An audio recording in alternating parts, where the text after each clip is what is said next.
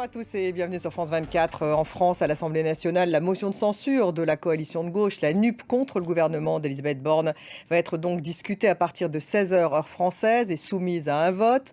Elle n'a quasiment aucune chance d'aboutir faute de soutien des autres groupes d'opposition. On retrouve notre envoyé spécial à l'Assemblée nationale, Charlotte Urien-Tomaka. Charlotte, bonjour. Les discussions donc sont imminentes. Quel est l'enjeu pour la NUP ? Eh bien Stéphanie, avec 150 députés de l'Alliance de gauche prêts à voter cette motion de censure, la NUP... Merci Charlotte. Charlotte Urien-Tomaka, envoyée spéciale à l'Assemblée nationale. Et toujours en France, les oppositions à gauche et au Rassemblement national, mais aussi la CGT hausse le ton après la révélation par la presse d'échanges privilégiés entre Hubert et Emmanuel Macron quand il était à Bercy.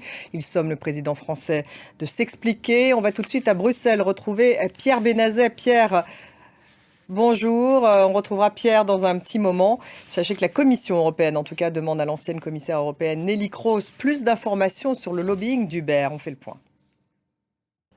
Et on retrouve maintenant Pierre Benazet à Bruxelles, notre correspondant. Pierre, bonjour. La Commission européenne, je le disais, demande à Neelie Kroes, l'ancienne commissaire européenne, bien plus d'informations sur le lobbying Uber.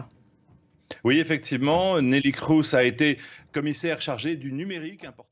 Merci Pierre. Pierre Benazet à Bruxelles. L'Allemagne et l'Europe sont entrées dans une période de grande incertitude sur la suite de leurs importations de gaz russe. Gazprom a entamé des travaux de maintenance des 2 gazoducs Nord Stream 1. Des gazoducs qui acheminent une grande quantité de son gaz vers le vieux continent. Les 2 tuyaux sont donc arrêtés pendant 10 jours.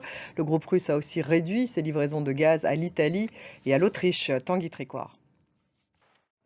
Au Royaume-Uni, la course vers Downing Street est lancée. 11 candidats sont déjà en lice pour succéder à Boris Johnson à la tête du Parti conservateur. Fin de ce journal, merci de l'avoir suivi. Restez avec nous, on se retrouve dans un peu moins de 20 minutes.